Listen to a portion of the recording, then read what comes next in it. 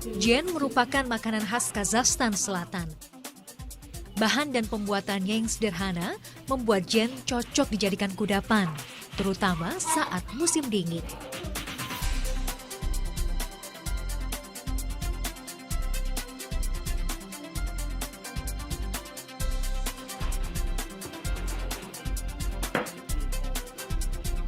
Campurkan biskuit yang sudah dihancurkan,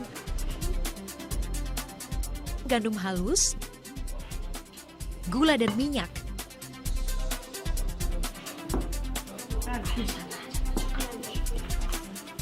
Terakhir, tinggal didinginkan.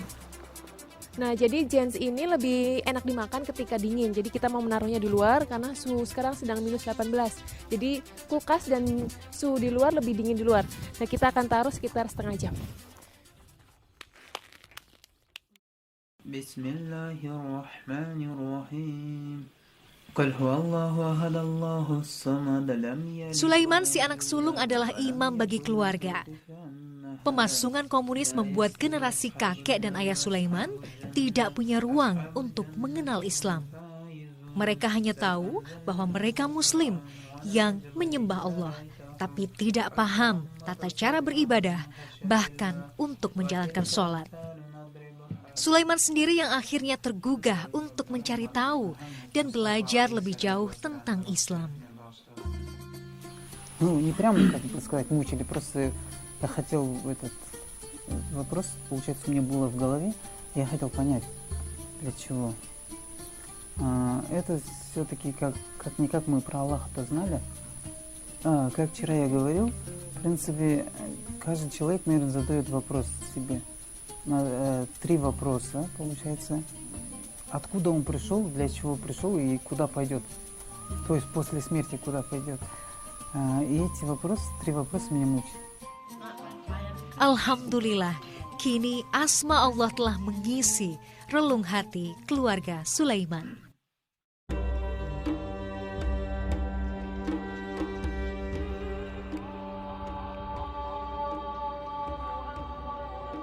Azan sudah memanggil, saatnya menunaikan sholat Isya. Allahu Akbar. Di atas sajadah, perbedaan kami musnah, menjelma doa hanya bagi Allah. Assalamualaikum warahmatullahi. Assalamualaikum warahmatullahi.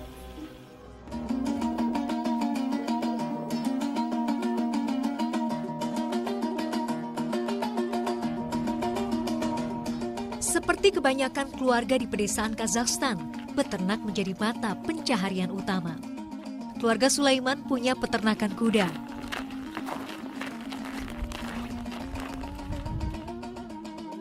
Di istal ini hanya ada 20 ekor, tapi mereka punya 400 ekor lagi di daerah lain, ratusan kilometer dari Kabanpai.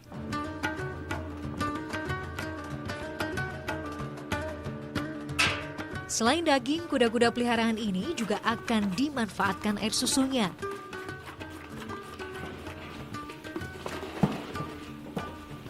Tidak sembarangan orang bisa memerahnya, hanya yang benar-benar sudah mengenal mereka. Karena kuda bisa berontak dan melukai orang yang tidak dikenalnya.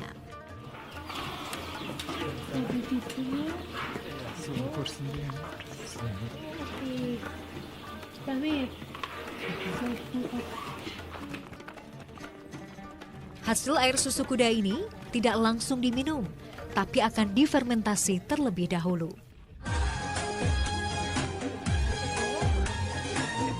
Penjaga peternakan di keluarga Baglan ini yang biasanya mengolah untuk kebutuhan rumah tangga. Pertama, oleskan dulu lemak domba pada wadah kayu ini untuk selanjutnya diasapi.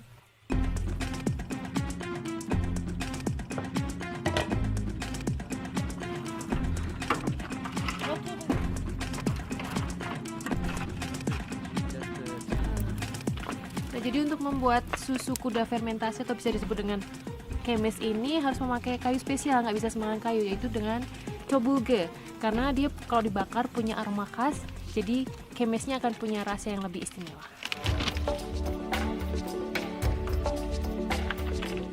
Karena sudah diberi lemak domba, aroma kayu akan mudah menempel, sehingga kemes menjadi lebih kaya rasa.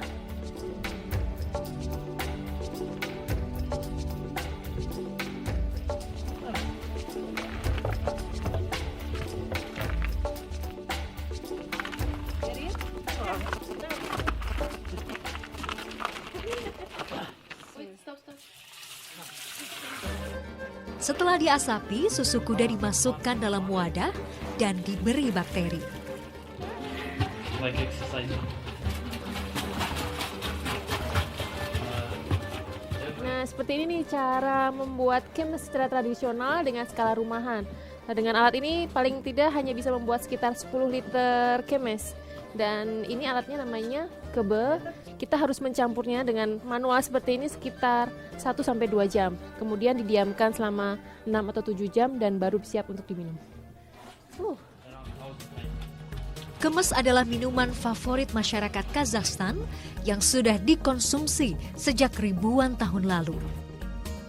Herodotus, ahli sejarah dari Yunani, menyebutkan minuman fermentasi ini sudah ada sejak abad ke-5 sebelum Masehi. Kemes telah diminum oleh suku nomaden Saka, penghuni savana Eurasia. Wilayah padang rumput sangat luas yang kini mencakup negara Kazakhstan, Mongolia, Rumania, Ukraina, Rusia, dan Xinjiang di Tiongkok. Ini sebenarnya belum jadi, kemesnya masih harus menunggu 6-7 jam, tapi seperti ini sudah bisa dinikmati dan rasanya asam tapi belum seasam kalau sudah jadi. Dan kayu tadi yang dipakai, tubulgani tadi, baunya masih terasa dan di lidah juga masih kita bisa merasakan. Karena baru sekali ini merasakan, masih agak aneh karena asam banget. Kemes juga penting bagi kesehatan orang Kazakh.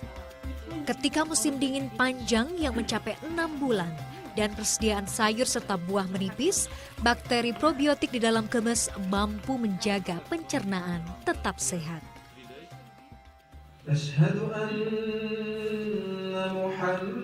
Hanya ada satu masjid di desa Kabanbai. Bangunan ini sudah ada sejak Uni Soviet dan dulunya adalah toko onderdil mobil.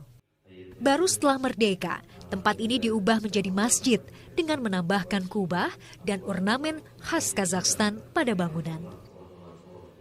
Tidak hanya kaum lanjut usia, generasi muda pun mulai memadati masjid ini. Alhamdulillah, semoga rumah Allah ini semakin meriah dengan lantunan doa.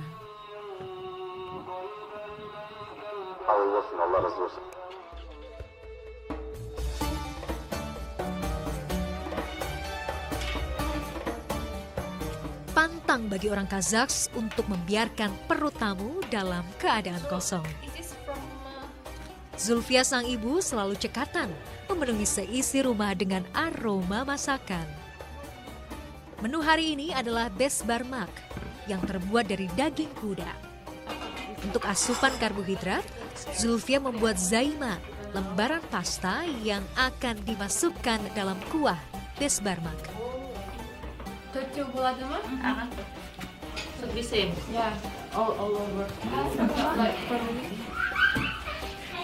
Nah, ini sekarang kita lagi bikin zaima, jadi roti yang sangat penting bagi perempuan Kazakhstan karena ketika mereka menikah atau mulai hidup baru, ketika mereka sudah bisa bikin zaima yang bagus, itu tandanya mereka akan jadi istri yang baik. Dan zaima yang baik itu adalah yang tembus pandang, jadi semakin tipis akan semakin bagus.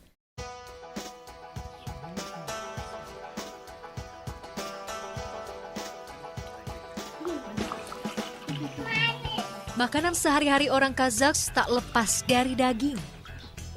Dan sajian spesial bagi tamu adalah daging kuda karena dianggap paling lezat dan mahal. Dengan tamu mendapat jatah daging terbanyak. Kazakhstan adalah negara terbesar kedua di dunia yang memproduksi daging kuda setelah Tiongkok. Hampir 100.000 ton diproduksi setiap tahunnya. Nah, ini kali pertama saya mencicipi daging kuda. Rasanya lumayan juga, tidak berbau dan seratnya lebih halus dibandingkan daging sapi. Jadi daging kuda ini merupakan hidangan istimewa bagi warga Kazakhstan karena ini sudah menjadi tradisi turun-temurun. Karena dulunya mereka adalah warga nomaden yang hidup berpindah-pindah, mereka belum bisa bercocok tanam. Jadi mereka hanya bisa berburu dan kuda adalah salah satu makanan istimewa bagi mereka. Dandem, damdeh. Menjadi suku nomaden yang hidup berpindah, bangsa Kazakh selalu membawa kuda sebagai alat transportasi sekaligus pengangkut beban. Saat membutuhkan protein, mereka akan menyembelih kuda yang tersedia. Karena hidup berpindah itu pula, cara pengolahan besbermak sangat sederhana, hanya direbus dengan bumbu dasar.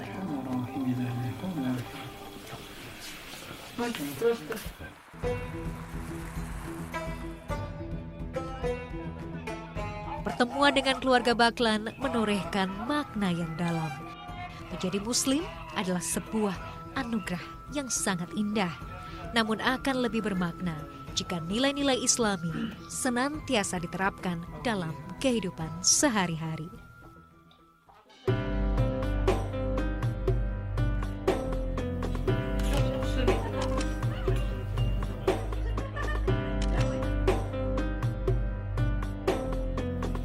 And everyone, I want to say thank you because you have allowed us to come here and stay here and enjoy your very delicious food. I'd like to say thank you. Mama Jasmine. Mama. Thank you for everything. Healthy, be healthy. Okay. You too, Bayan. Okay. Thank you very much. Mama, I'm very kind. Welcome. Thank you, Father. Assalamualaikum. Bye.